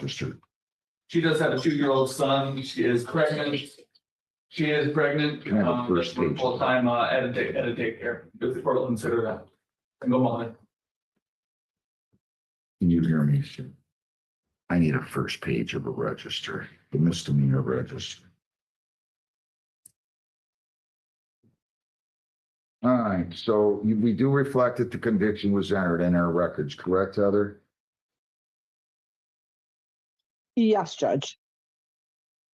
Why didn't you show up? I'm not understanding this. You're not being this irresponsible with everything, are you? No, not anymore. I'm not sure if I didn't get the notice until after it was already too late. So you understand I'm going to sentence you. Thank you. Right? On the charge of assault, right? It looks like she's taking care of everything. Yes, sir. There's no outstanding probation requirement. There's no blue back or anything like that. So I think that's where somebody can use the pilot line. All right. You gonna grow up? I'm asking you a question. You're gonna. Yeah, I already You have. got kids, right? Yes, You gotta be the adult in the room, so to speak, right? yes. Right? I'm gonna charge you $60. I'm gonna get you out of here. I'm sure they handled it appropriately over there. Can you pay the 60 now? Yeah. Pay now, we're done. That's it, okay? Thank you, Your Honor. Thank you. Good luck. You Thank you gotta show up on things, though. Have a great day. People against, he's gonna get, thanks, Mr. Carmen. Thank you very much. Do I have any other case ready here?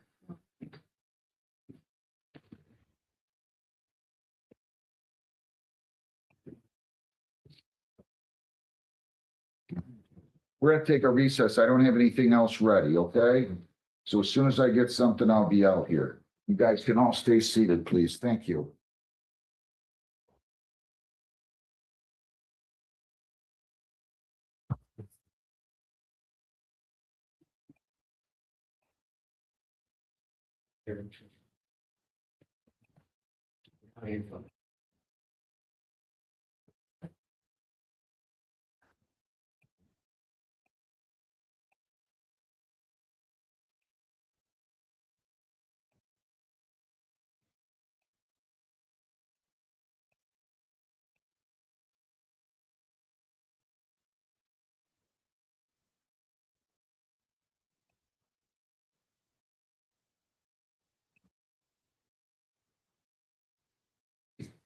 Good morning, Judge and staff. John Graziani here to meet up.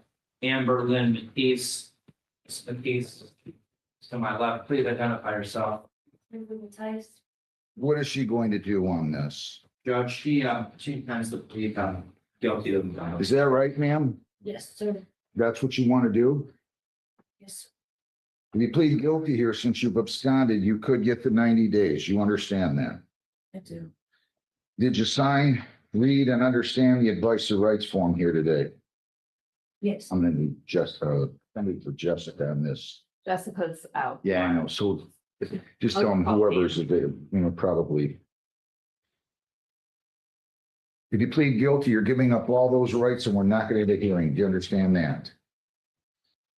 All right, to the charge to be able to refrain from consuming alcohol or drugs testing positive for marijuana on October 16 to 25. How do you plead? Yes. Did you test positive for marijuana on October 16 of 25? Yes. Had you consumed marijuana, say within a week preceding that date? Yes. Anybody forced you to plead guilty? No. Your plea is accepted to that charge. There's only one count. You only had 2 prior technicals, but again, because this was an absconding, she could get Understood. 90 days. All right, let me check something here before we're gonna get probation in here. What kind of controlled substance was that again? It's not on the citation. Why didn't she show up here? Can you tell me? Judge, she just became nervous and overwhelmed. I had a good deal of time talking with her, and she has tremendous responsibilities. She is the mother of 5 children, and she lives. Are you married? Is she married? She is not married. She is living with her fiance.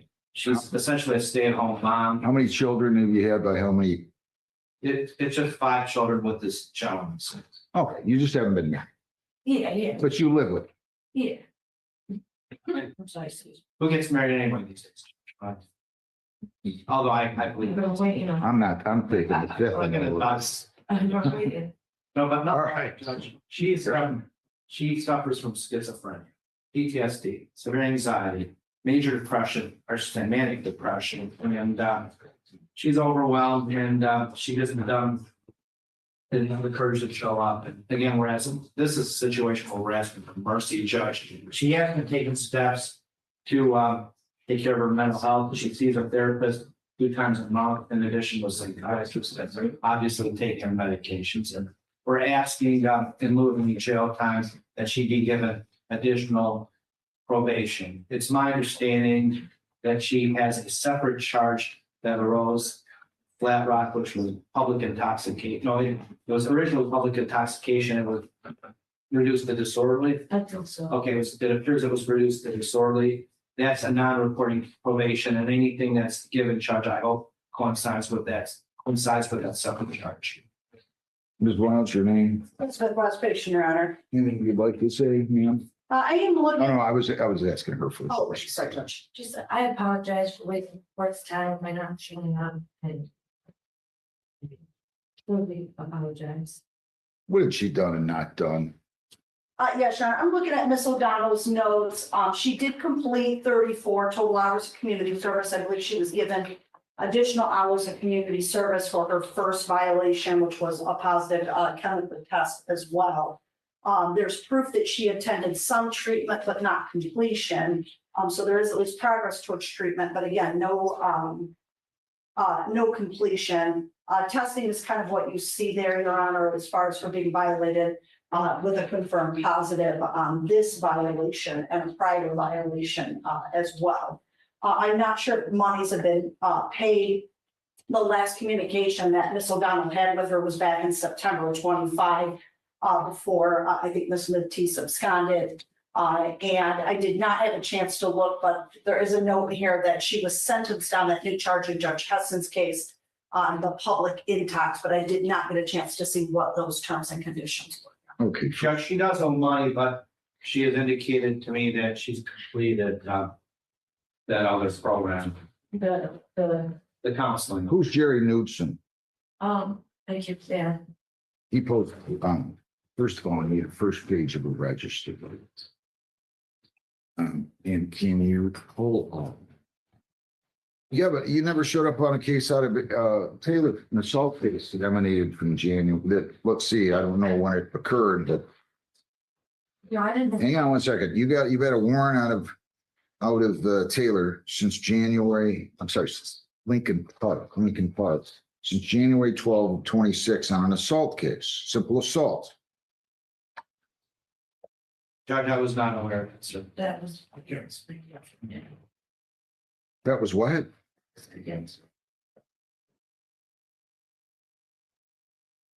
Did you have that charge? You didn't show up and you got a warrant out for your arrest. I'm trying to figure everything out. I called up there and they gave me the walk-in days that I can come in and do. To go figure that one out.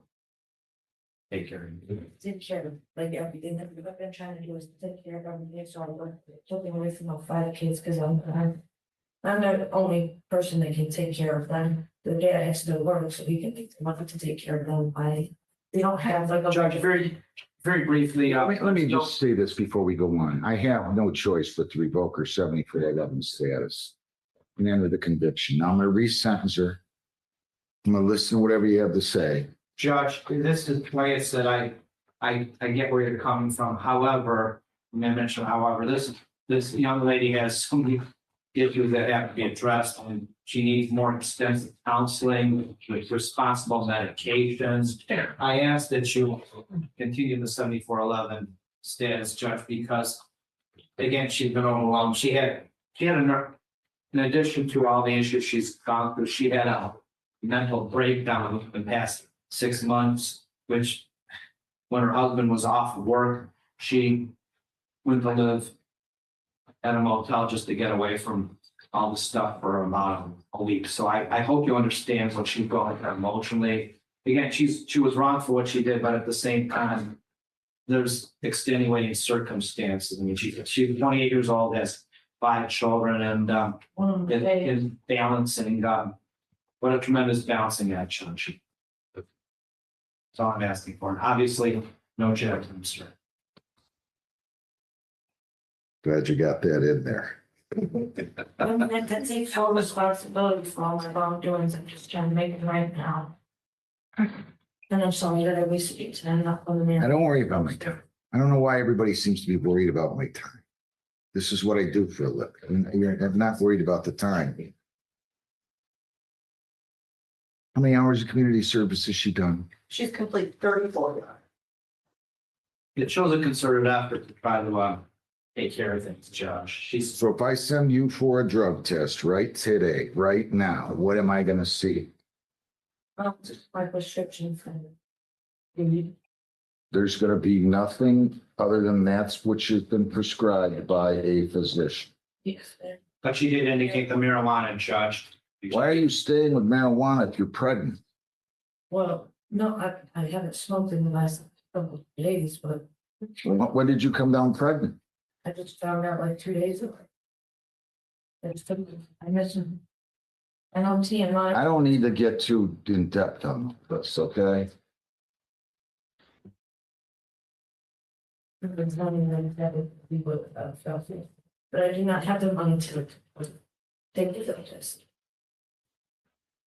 What's your husband do? I'm sorry, your father. He does construction. Sounds like he's on the labor's council, with the highway, with the judge. Yeah, we just have to pay it without a DTE, so I know I don't have money today, we'll just pay it. I'm sorry.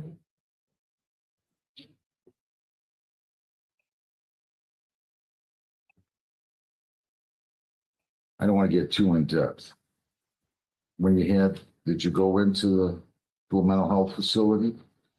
She did not go in a mental health facility. A friend of hers suggested that she go get away, not to do anything stupid, but to get away like a lot of people need to, and they're having a heck of a difficult. How long were you in this hotel? For like, what What did you do when you were in the hotel? I just relaxed and like tried to figure out my life, like I relaxed, like trying to clear my head, I get overstimulated reviews. Just rather say the one part. She's overwhelmed, Judge. I don't need you to go into any more depth. My schizophrenia was back up with it. That's as far as I to go with. Why aren't you getting yourself some mental health treatment? I work with a therapist twice a week, and I go to a psychiatrist once a month. Not twice a week, twice a month, and then I go to a psychiatrist once a month. How long you been doing that? For the past. I did nice thing, but I got Florida, but I quit for like a year. Then I thought I made something better, but it obviously made myself worse. And I started writing. But so far, I've done therapy for like 4 years. And how long, are you telling me consistently you've been at it 3 times a month between the two? Yeah. Consistently. When's the last time you went to either one of them? My psychiatrist, I just seen him on the 8th, and my therapist, I just seen her on the May 22nd.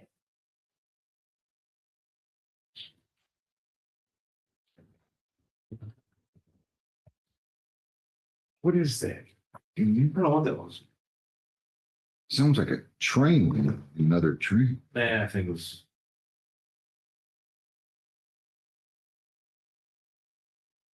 I'm gonna still revoke her status.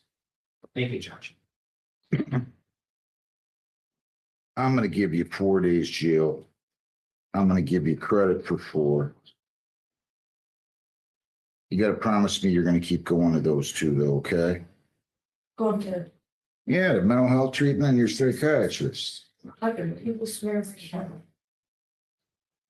You gotta get your life in order, okay? All right, that's it. I'm closing the case. You can tell your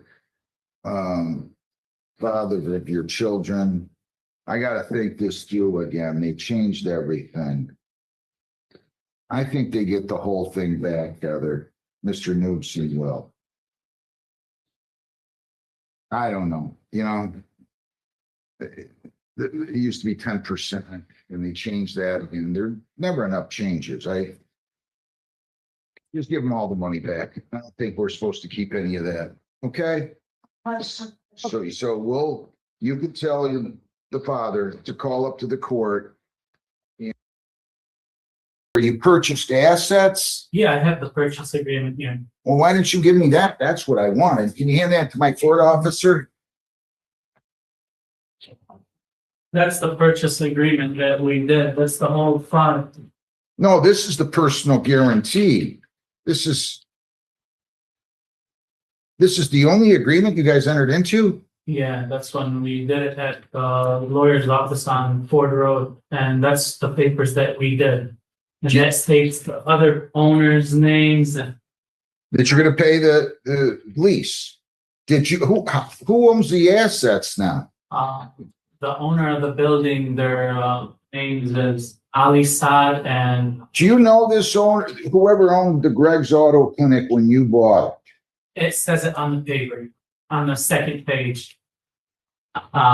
Greg's Auto Clinic, that's what. Right. They own. Yeah, on the second page at the top, it said, Hussein Hamadi and some other name, Allah. Hussein Hamadi and Allah Talib, right? Yes, Do you know those guys? I don't. Did you know them before you purchased this? I had no clue about it. Nothing. How did you get in contact with them to purchase this? My partner knew that they wanted to sell the business. And so we talked to them, then we found out the building is not theirs. So we went to the owners of the building, we talked to them, and then we did the agreement. And I took over and I changed the name to Greg's Auto Services LLC. They had it as Greg's Auto Clinic at that time. So everything, the agreement that you entered into, you have no other agreement other than this. That's the only thing I had. So who did you contract with the tenants of Greg's Auto Clinic? Yeah, Twins. They're called Twins Auto Sales. They have a lot of dealerships. So that's the people that I purchased the business. That's who I'm renting as of today from them. Twins Autos. Ali and Abdullah Saad.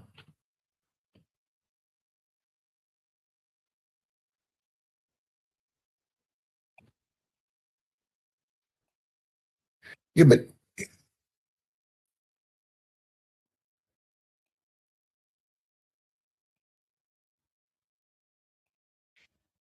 The other people, Your Honor, they were renting also from Ali and Abdullah Saad, the twins. and now you're renting direct from the twins. Yes. And this is the only agreement you have. So, like, did the agreement.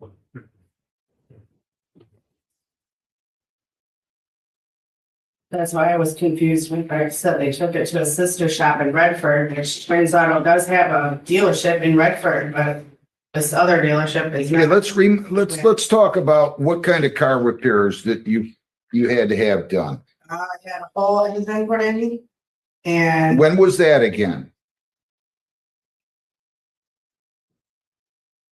Because I don't want you to think I remember much. no, I know you have a lot of cases. I put the deposit down for my engine on October 7th of 2024. And you put it Yes, that's the end. Because then I had to pay. October 7th of The 24? whole engine was 55.89. Wait a minute, you put a deposit for the engine on October 7th of 24? Right, and then I didn't get it back until. Wait a minute, slow down. And then how much was that for again? 55? 55.89. And that was with the predecessors to this gentleman and his company, right? I assumed it was the same guy working with him. Like I said, I've never dealt with the same mechanic more than once, ever, throughout this whole process through any shop. Okay, so I'm gonna need to take my time on this. I'm sorry. Let's start completely over. I apologize. I didn't write. So you gave him 55.89 Was the cost of the whole engine. on October 7th of 24. Correct. And had the work been performed as of that? No. They took it out to the other shop in Bradford and On their receipt, it says completed on, All right, I just want to know. Yeah. What other shop? Was this Greg's auto clinic? Yes. And then they. And who was the principal of Greg's Auto Clinic again? Can somebody tell me? she could, What do you mean? who was the, Well, that was the predecessor. Someone named Sam. All he told me was his name was Sam. Do you know who that was? I think that's the guy from previous, Hussein Hamadi.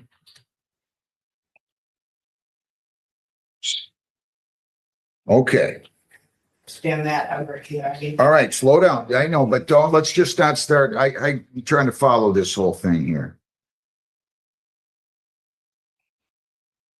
So you gave them money. Was the work completed or not performed when you? No, they took it out. Wait, you gotta let me finish. On October 7, 24, you wrote them a check for $55.89, correct? I gave them $3,000. I didn't pay the balance till I picked up the car, When did you give them $3,000? October 7th, 2024. All right, but you still were gonna owe a balance of $25.89, right? Picked up my car, correct? All right, and that you think, or so you think at least, that was when Hussein Hamadi and Ayla Talib were running Greg's Auto Clinic, right? Yes, Your Honor. Hang on. Just let me get my bearings here.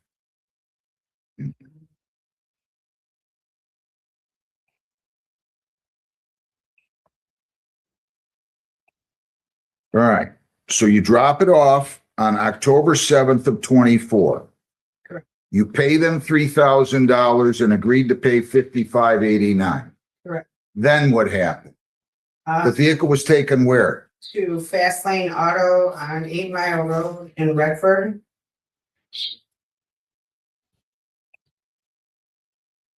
On 8 Mile in Redford, and that's where the work was performed? Correct. And do you know if Hamadi and Talib owned that? That I don't know.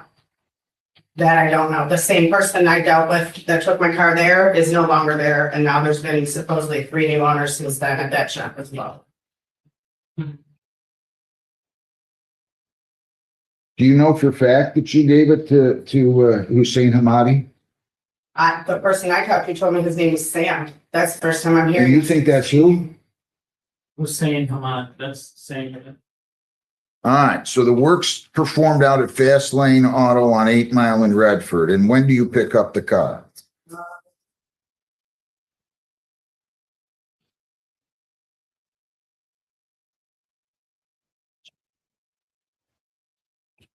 On the receipt, it says she picked it up on 10/7, one.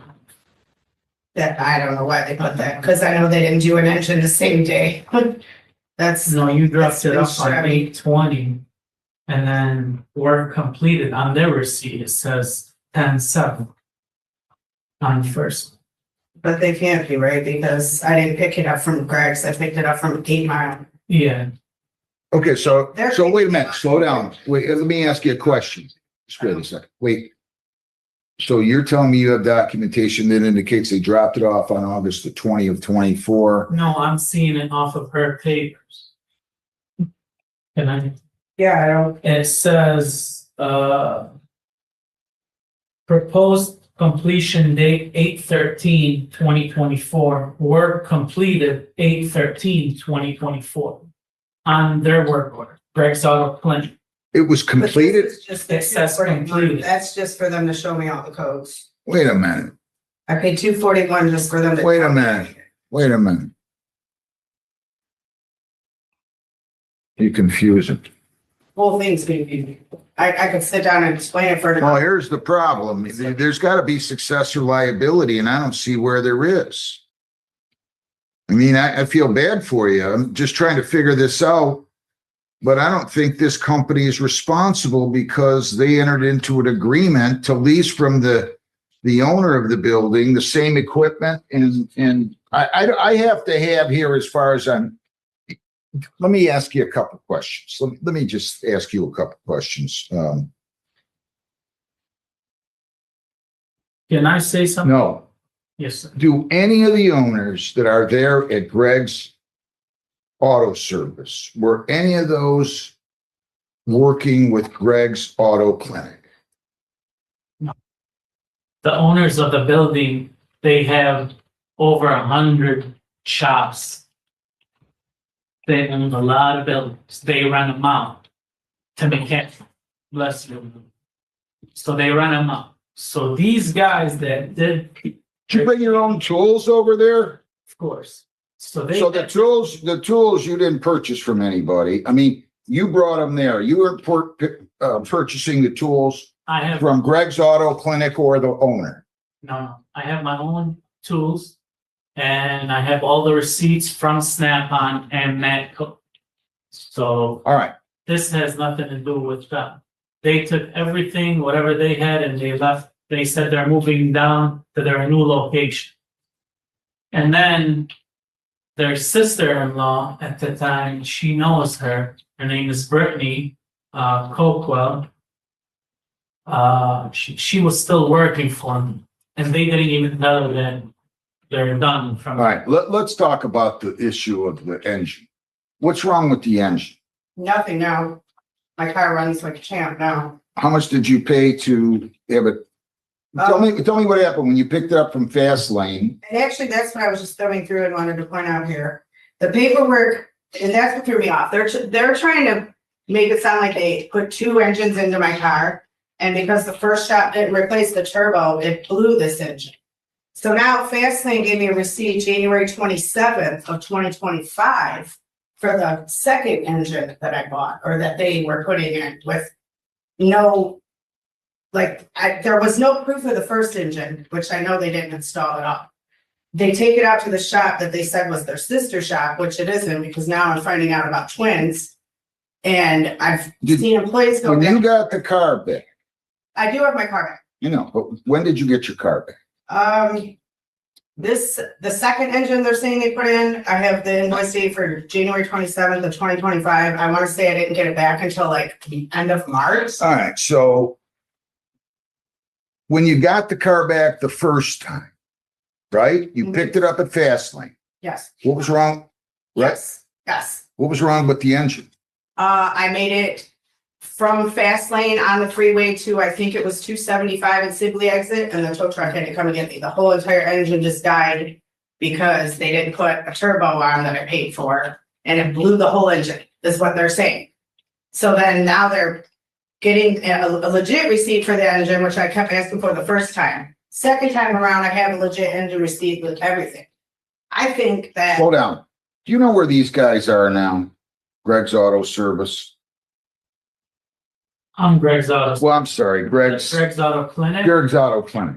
All I know is they went to Fast Lane. That's where their other locations. And that's what I. But then when I call Fast Lane, and I even have a recording of this, they say that they sold that shop back to them and they're back at Greg's. Ma'am, here's the problem.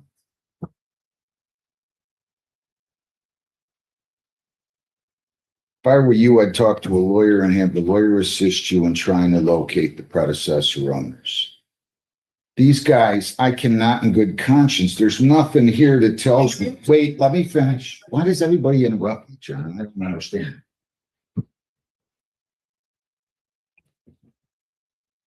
I can't in good conscience enter a judgment against these guys. There's no evidence they purchased assets. It's not the same owners. It's not the same people working there.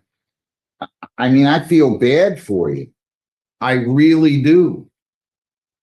But I have to follow the law and I don't see it. And if I was you and you want to pursue this, I'd speak to a lawyer and I would have the lawyer help you, at least give you some ideas as to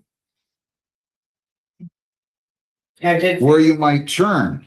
I figured at the very least, Your Honor, I'd probably walk away with the name, which is probably just gonna be another ghost chase. Unfortunately, I feel like you said it's just gonna be a really hard lesson learned the expensive way. It's terrible. I gave you the names of the owners that took your money, and I already feel bad. No, I know you, and I know you did try to call them. And I brought. This is the day I left, I found out my aunt died. This is an honest, 2 days later, so that's why you didn't hear back from me. Not a problem. this is an honest guy here.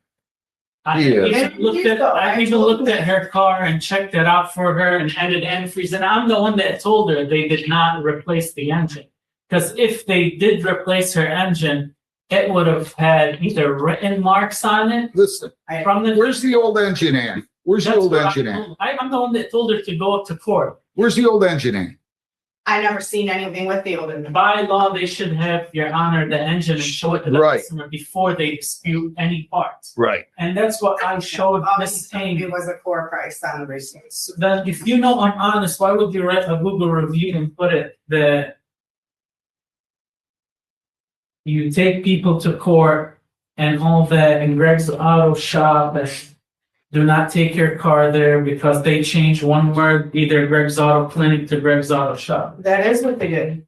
Well, but you're writing it on my website. It's not me. Sweetheart, I know already you're in pain and whatever these scumbags did to you, it's not right. But you're affecting my good. And I told you, anything you need, I'll help you out. I did an oil change. I did the sparkless cleaning for you. And wait a minute, wait, please. I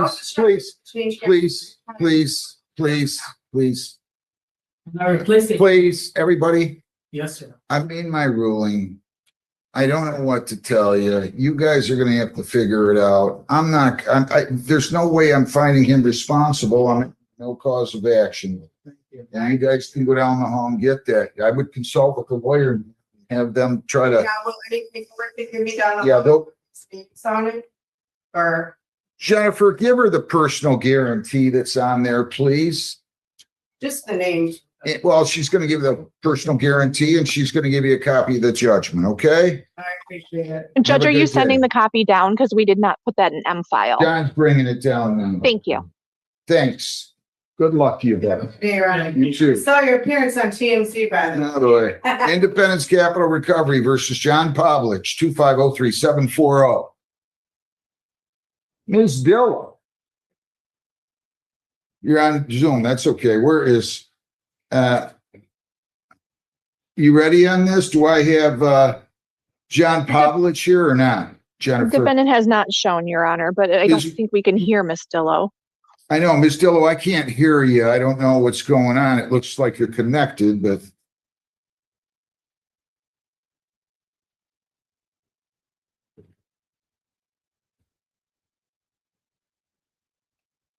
Is that better?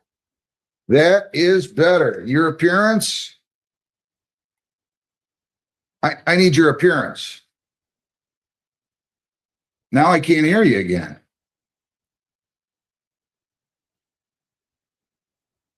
This courtroom hearing takes a serious turn as the defendant faces the consequences of a case that has now reached a critical stage.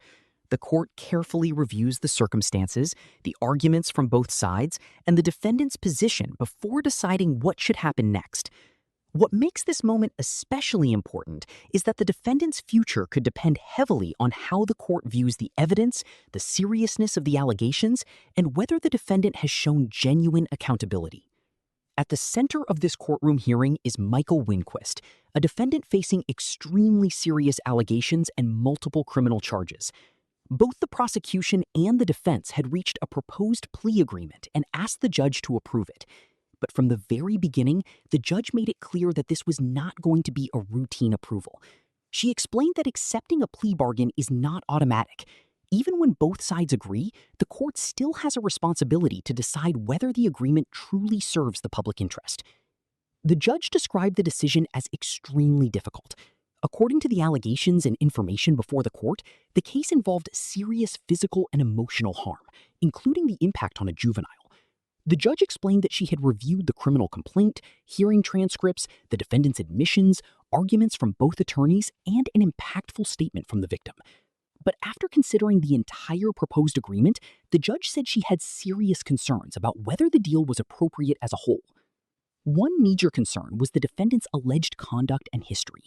The court noted that Winquist was on active probation and subject to an absolute sobriety condition. The judge also stated that as a convicted felon, he was legally prohibited